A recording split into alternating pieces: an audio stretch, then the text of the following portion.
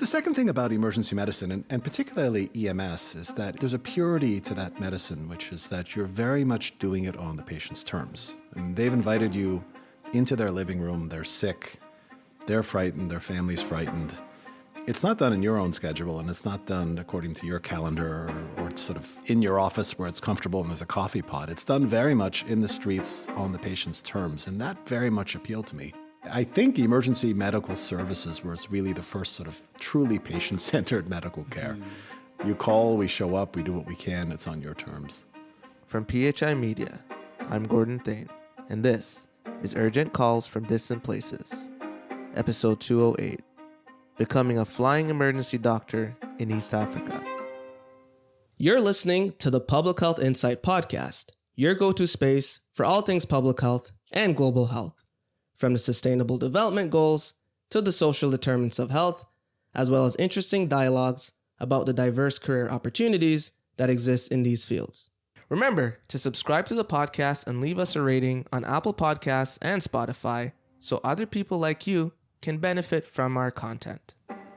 Before Dr. Marc-David Munk became the regional president for an international division of a leading American healthcare system, and prior to his time serving in various roles, such as Chief Medical Officer for elite physician groups and the Medical Director of Qatar's National Ambulatory Service, he seemed to have been on a much different path, as his interest in medicine emerged a bit later in his educational pursuits. What you're about to hear is mine and LaShawn's conversation with Dr. Munk about his initial interests, what drove him to emergency medicine, and his journey to East Africa, caring for patients on the ground and in the air, captured in his new book, Urgent Calls from Distant Places. We have Dr. Marc-David Munk joining us on the Public Health Insight Podcast. Mark, welcome. Thank you. Welcome. Thank you. Nice to be here. Thank you so much for having me. We have a lot of topics to cover in our conversation today, but I don't want to skip trying to get to know you better as a person and some of this formative experiences that you might have gone through in shaping who you are today. So what do we need to know about you to understand the Dr. Marc-David Munk that now sits across from us on this podcast? So I'm an emergency physician. I actually went to medicine a little bit late. I studied the humanities, undergraduate and university. This book I wrote, you actually may read about it in the first couple chapters of it, kind of ended up a bit late in medicine and ended up very much interested in practicing emergency medicine for a variety of reasons. And finished my training in the United States at the University of Pittsburgh and became an attending physician in the academic medical system. And that's really where this book begins. The book I wrote called Urgent Calls from Distant Places is really a narrative of the time that I spent working for the AMREF East African Flying Doctor Service in Nairobi. And the book is really a collection of 22 essays. Each essay is a different patient. And that's really the foundation of the book. I mean, at the most obvious level, that's the narrative of the book. But of course, there are a lot of subtexts to the book, questions about public health and questions about my own development as a human being, and really questions of how I later in my career ended up pursuing administration and leadership roles, very much influenced by my time spent in Africa. And so now I'm an older doctor, still trained as an emergency physician, less clinically active now, still much more involved in the administrative side of medicine. But that's my background. So I want to dig a bit deeper because I was really interested. I got a chance to look through your book, and one of the things I was just like, wow, amongst a bunch of different things for me was, you're talking about early on in your career, in your bachelor's, just undergraduate level, while doing your undergraduate study, it seems like you're also studying something else on the side that also led to really cool formative experience. Can you tell us a bit more about that? It did. So this is like one of those serendipitous things, right? I got to university. I was, by the way, not a very good student. I was studying the humanities. I had long hair. I was a chain smoker as a student. And really, if you told me that I was going into medicine when I was 18 or 19, I would have laughed at you. Like, that just wasn't happening. I was a humanities guy all the way through, hadn't taken a single science class. But what ended up happening was one of these, like, really fortunate things that the week I got to university, there was a book that was available for incoming freshmen outlining all of the various activities and extracurricular things that you could do. And one of them happened to be working with the local ambulance service. We were in a small town in the middle of nowhere. I mean, this was upstate New York, a town of a few thousand people. Like most towns that size, it had a volunteer ambulance service. And for whatever reason, I thought it was an engaging place to spend some time. And so I went and volunteered. And one thing led to the next. And I started enrolling at community college at night. So I would train to become an emergency ambulance worker at nighttime. And then during the daytime, I went to classes at college. And one thing led to the next. And really, as you read in the book, there was this big sort of epiphany at the end of university when we had handled a really touching, impactful story. And I realized then that really I was destined to go into medicine and I should be pursuing it. And so that's how I went from being kind of a journalism undergrad student into becoming a doctor. So what was that moment when you knew emergency medicine? Why emergency medicine? How did that kind of event from being trained as an EMT lead to, yeah, you know what, I'm going to pursue medicine and go into emergency medicine? How did that look? Yeah. There's something I've always loved about emergency medicine. I think, you're certainly needed. Yeah. There's no doubt when that somebody shows up at an emergency doctor, you're badly needed at the time, which always appealed to me. But the second thing about emergency medicine, and particularly EMS, is that there's a purity to that medicine, which is that you're very much doing it on the patient's terms. And they've invited you into their living room, they're sick, they're frightened, their family's frightened. It's not done in your own schedule, and it's not done according to your calendar or sort of in your office where it's comfortable and there's a coffee pot. It's done very much in the streets on the patient's terms, and that very much appealed to me. I think emergency medical services was really the first sort of truly patient-centered medical care. You call, we show up, we do what we can, it's on your terms. And I always liked that. If we continue on and talk about you were trained, you were practicing, and you started realizing things about the American healthcare system that, felt a bit odd to you. Can you talk about a bit of those kind of conversations you may have been having internally and those different factors that got you thinking about, was something wrong here? Was this for me? Can you dig a bit deeper into that? You're exactly right, LaShawn. I mean, this was the sort of antecedent moment that led to Africa. And Africa, as we'll discuss, I'm sure, in a little bit, was really kind of a redefining moment. It was an opportunity to step back into myself, to really question what I wanted to do with myself and with my career. But there was this distinct moment. I mean, I was working after all of these years of preparation. I had gone to university. I had done a Master of Public Health degree. I had done some background work in international medicine and public health. I finally did my residency. I did a fellowship in emergency medicine. And here I was, after all this time, a newly minted doctor with a white coat, seeing patients in the emergency room. And I have to say the glow lasted for about 2 months. When these kinds of things happen, you're pretty proud of yourself and it's great. But what ended up happening after a certain period of time was that I would go to work and I would look around the emergency room and I would realize that this was a highly, highly dysfunctional environment. That, they say no matter what system you're in, whether Canadian system or the American system, emergency medicine, frankly, is no more decompressed in Canada than it is in the United States. I mean, both systems have different types of dysfunction, which I'm sure we'll talk about. But ultimately, the dysfunction always funnels into the emergency room because no matter where the stoppage is in the system, no matter where the dysfunction is in the system, it ultimately always backs into the ER. So whether it's, if you have a problem, for example, with long-term care and skilled nursing, you can't get patients out, there's not enough beds. That means there's a cascade into the inpatient beds, which means it cascades into the emergency room because you can't get patients upstairs when they're admitted. So the ERs are constantly overcrowded, right? And they become places where if you don't have insurance, you end up. They become places where if you do have insurance but you don't have transportation, you end up. They become places where if you can't access primary care or don't have a primary care doctor, you end up.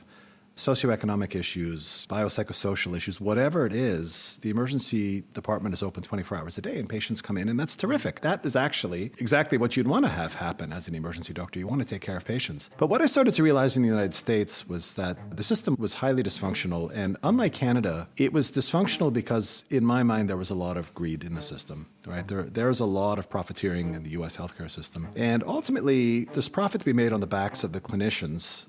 And there's an expectation that because the clinicians are professional and they'll continue to show up and continue to see patients and won't have lunch and won't go to the bathroom and will just take on this almost unsafe panel of patients and care for them simultaneously, that they can just kind of keep loading it on, and because of people's professionalism, you'll just suck it up and do the work. And, at the same time as we were working so hard, my colleagues and I, you would look around the emergency department sometimes and realize that you were seeing the same patient every night. I mean, there was one particular patient who I'll call Susie. She was a young lady, I think with psychiatric issues, frankly, but the way that she would present to the emergency room was with abdominal pain. And she would, if you worked nights, she would be there more nights than not. And because we were training at various hospitals in the city, every time you went to a different hospital, there was a different electronic record. And if you looked her up, you realized that she was at that hospital in the days when she wasn't at your hospital. And when you counted the number of CT scans this poor woman had had, it was in the hundreds for belly pain. Now, you know and I know that this woman doesn't need another CT scan, but the system is so fragmented, it's so litigious, it's so lacking longitudinal primary care that this woman was falling between the cracks and getting a lot of medicine, but the wrong medicine all the time. So I just kind of ultimately started to feel, what's the word? Cheated, maybe a little bit. That after this long preparation of getting ready to go into emergency medicine and being so proud of being there, I realized that I was at the mercy of forces I couldn't control. Mm-hmm. And I was fundamentally powerless to make a change, right?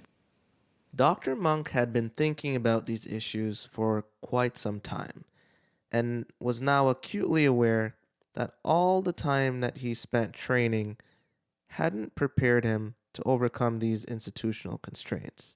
It became increasingly more difficult to practice in an efficient way as all the challenges began to surface. He eventually took some time to explore a few international experiences, working in healthcare systems in a few countries that did things much different than in the US, and where socioeconomic and political climate shaped the way that healthcare was being delivered. This would eventually become an adventure of a lifetime. At that point, obviously you've spent a lot of time training and there was a lot of investment being put into building your career in medicine and emergency medicine. Some people change careers. If you feel powerless against those systems that need to be changed for you to make the impact that you want to have, why not go in that direction?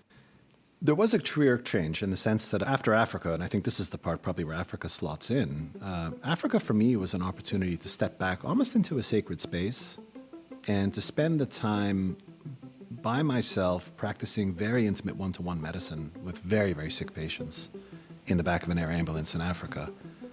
And what I realized coming out of that experience, and we can talk more about some of the cases because they're pretty interesting cases, but what I realized from that experience was that there is something very, I wouldn't say sacred, maybe I would use the word sacred, about the doctor-physician relationship, right?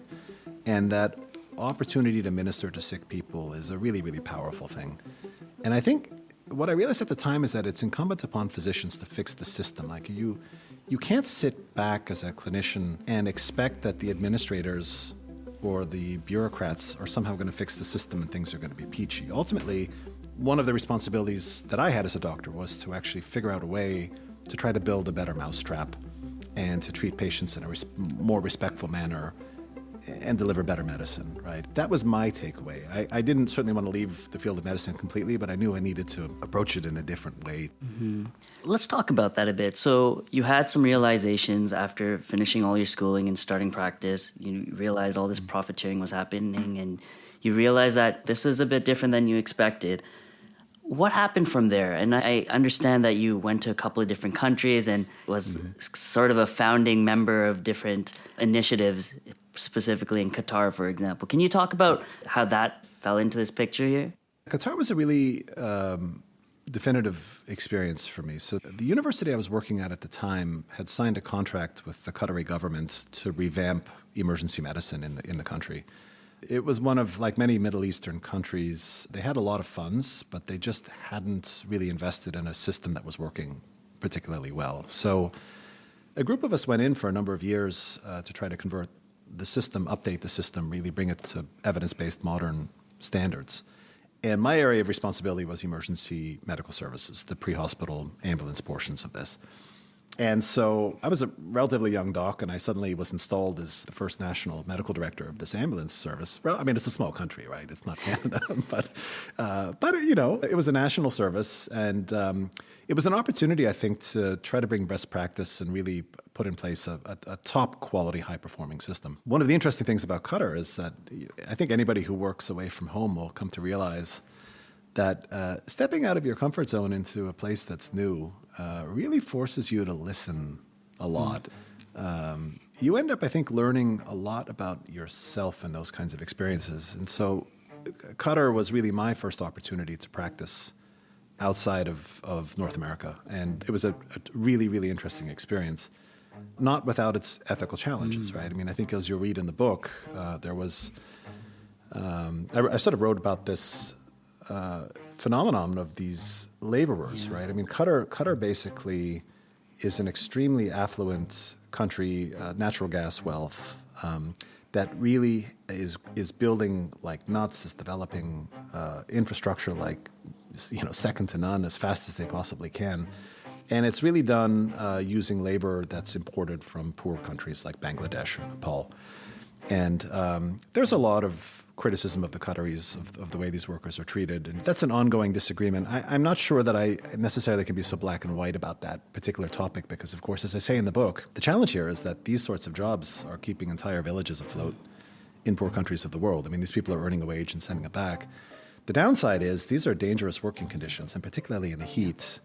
What we started to notice was that there was a lot of laborers who would just be found dead on their beds. And it turned out it was cardiac channel abnormality, probably a sodium channel in the heart, that it was exacerbated by dehydration and the heat. And these patients would just be found dead on their beds. And it was common enough that like I would structure my entire morning around getting out of the shower in time to be available for the radio call when they came in, because inevitably these laborers would wake up at 5:30 and then somebody would figure out that they weren't breathing, and then the ambulance would be called, and the ambulance would show up. So I had to be out of the shower really by 5:45 or 6 in order to, and they came like 3 or 4 times a week. This was a regular occurrence. So eye-opening for a young doctor. Dr. Munk joined the African Medical and Research Foundation, known as AMREF for short, on the Flying Doctors team to continue in his journey to rediscover why he chose to practice medicine in the first place. Getting back to the core of emergency medicine, patient-centered, he talks about how he discovered this opportunity and how this ambulatory service works across the geography of the African continent. Yeah, so let me tell you about the Flying Doctors, because this is a very interesting organization. There's a presence in Canada. AMREF Canada has an office in Toronto, and it's a really interesting NGO. So AMREF was started as kind of a research and clinical delivery organization back in the 1950s. 1953, I believe it started. And it was started actually by 3 doctors, 2 British doctors and 1 American, a guy called Tom Rees. And initially they were reconstructive surgeons. The head of this thing was the former chief surgeon for the British military after World War II, and he had done a lot of reconstructive work of the soldiers. And then he attracted his 2 colleagues who he had trained under him. He was really the world's leading expert. And one of the founders was this fellow called Tom Rees, who was out of Utah and had studied reconstructive surgery and ended up actually becoming the go-to guy for nose jobs in New York. Like, this was in the 1950s and 1960s. And he's a really interesting fellow. I mean, he really struggled to get a foothold in New York, right? It was a pretty cliquey scene. It was hard as an outsider to come in. And he managed to wiggle his way in, and he became the place to go for aesthetic plastic surgery in New York. Really interesting fellow. But he went to Africa every year and grew AMREF. And they started off as a handful of doctors in Cessnas, and they would fly every day. They would fly their own Cessnas into the bush and then go to these rural hospitals and perform basic surgery in the rural hospitals. I mean, using ether and using slugs of scotch, honestly, in some of these guys' stories. And Tom was a fascinating guy. I mean, I was lucky enough, he had retired to Santa Fe, New Mexico, and I was lucky enough to sit down with Tom at one point and talk to him about his experiences. But he went back for 40 years to Africa every year to do these surgeries and this outreach. And the long and short of it is that they grew this NGO from this small organization with a handful of doctors and Cessnas really into what's now one of Africa's largest NGOs, exclusively focused on healthcare. So AMREF today, the budgets are in the millions. They run their own healthcare university. They have flying doctors as just one component of a much larger primary care strategy and outreach strategy and surgical outreach. I mean, it's an extraordinary organization and fully African-led. I mean, this is the other really interesting thing about AMREF is that the founders certainly were these foreigners who came in to set it up, but it was very quickly handed over to African leadership, and it's still today 100% African-led. And the nice thing about AMREF is really, I think they have their finger on the pulse of exactly what's needed. That often, and you guys know this in public health. I mean, if you're not embedded in the day-to-day workflow, you think you know what's needed, but it's kind of not, right? Oftentimes will fail. And AMREF had kind of figured this out. But anyway, going back to your original question, I got distracted with the interesting history of how this thing was founded. I was looking for a break. I'm the kind of guy who, when I'm really struggling with complicated questions, likes to get on the road. Like there's just something about being out of your day-to-day that for me facilitates, some introspection and decision-making. And I had heard about AMREF because there was a fellow Canadian, and I'm a Canadian-American, a doctor. I grew up in Toronto. But a fellow Canadian who had piloted his own aircraft across the North Atlantic and spent a year at AMREF helping them on the administrative side of the shop. And so I ended up it was another one of those sort of circumstances, good luck, hearing about this opportunity in Africa. And I sent an email to Nairobi, and I got an email back within 24 hours. And they said, yeah, of course, we are looking for doctors. We have this exchange program.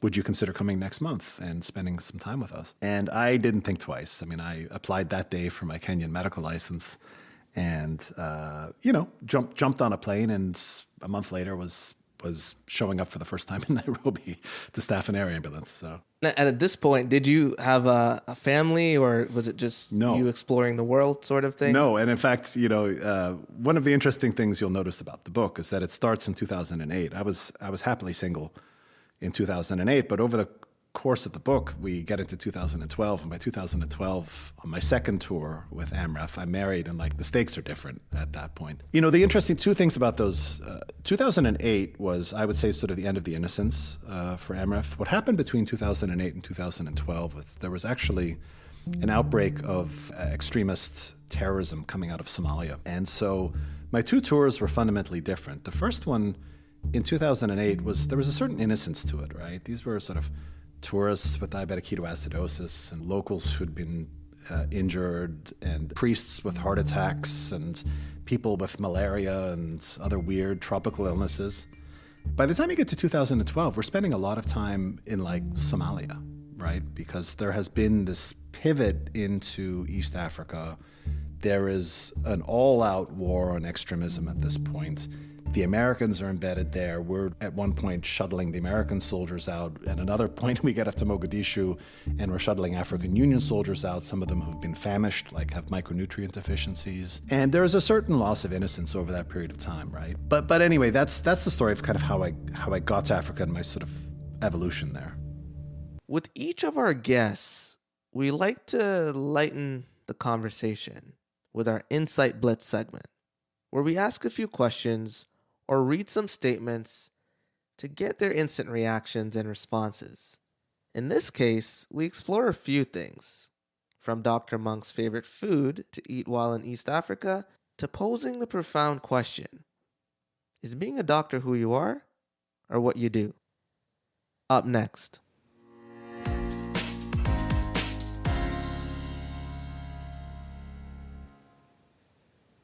Wonderful. So I'm going to transition over to an interesting part of the podcast we like to call Insight Blitz before getting more into some of the stories in Africa and the modern healthcare in the US and how that system's going.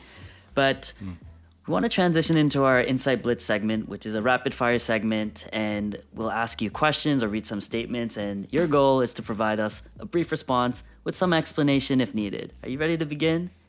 Yeah, so how many words do I get in response? Is this I have to choose my 10 words carefully? Yeah. We'll give you 10. We'll give you 10 or so. Feel free to go over though, but not super long-winded type answers. Yeah. Are you ready? Go ahead. Alrighty. So what's your favorite thing to do in your spare time? Oh, read. Any favorite books that you have going? I'm reading Cutting for Stone right now, which is a physician book, Dr. Verghese, and it's fabulous. So, yeah, that's what I'm really enjoying. Wonderful. What's your favorite food from your time in East Africa? Gosh, I have to say, strangely enough, the curry in East Africa is fantastic. There's a lot of Indian migration through East Africa, and bizarrely, if you're looking, because the food, you got to be a little careful, right? You can't eat the raw food, and so you've got to be really careful about what you're eating. But you can never go wrong with the curry because it's always super hot and freshly cooked and delicious. And so the curries are on my list. Love it. A memorable movie or TV show that you recently watched? Gosh, I just finished watching Succession, which everybody's talking about. I think it's brilliant. Really enjoyed it. Great. Favorite way to stay up to date with public health news? You know what? I read Up to Date. So Up to Date is it's a very expensive subscription-based service, unfortunately. But what it does is synthesize the state of knowledge and then updates it regularly with stuff that's coming out of the journals. And so if you don't have a lot of time to read, if there's a topic that interests you, you pull up to Date, and it's usually updated every couple months. And I love reading fast-moving things. Like they have probably some of the best synthesis of COVID of anybody because they're pulling it in from various places. And so Up to Date's my go-to. Mm-hmm. Is being a doctor what you do or who you are? Oh, it has to be what you do. It has to be what you do. You have to do it well, and you have to do it with a strong sense of ethics. But I've seen plenty of doctors who approach retirements and then implode when they retire because their entire identity has been consumed by being a doctor, and there's nothing left on the other side. Their relationships don't work. They've developed no interests. They have no hobbies. It's a really unifaceted existence. And so when I always say to my students, it's a pleasure to be a doctor, but remember that it's one of many things you should be doing with your life, right? Mm-hmm. If you can make one change in the U.S. healthcare system, what would it be? Oh, gosh, we're going to talk about U.S. healthcare coming up soon. There's just so much to be fixed with the healthcare system. But I think that price transparency has to be the overarching work. All right. Thanks, Mark. I'll hand it back over to Gordon. Coming up next, the second episode in this 3-part miniseries with Dr. Marc-David Munk, where we contend with what he describes as the moral failure of the Western healthcare system. We ask him why he categorizes it as such. That's next time on the Public Health Insight Podcast. This show was edited by me, Gordon Thane, with additional editing from LaShawn Benedict. Sound design and mixing by myself and LaShawn Benedict. The original music from The Music Room, composed by Tom Fox, licensed from Johnny Harris. The cover art designed for our show by LaShawn Benedict. The Public Health Insight Podcast is produced by PHI Media. Thank you for listening to the Public Health Insight Podcast, your go-to space for informative conversations, inspiring community action. If you enjoy our podcast, be sure to subscribe and leave us a rating on Apple Podcasts or Spotify. See you in the next one.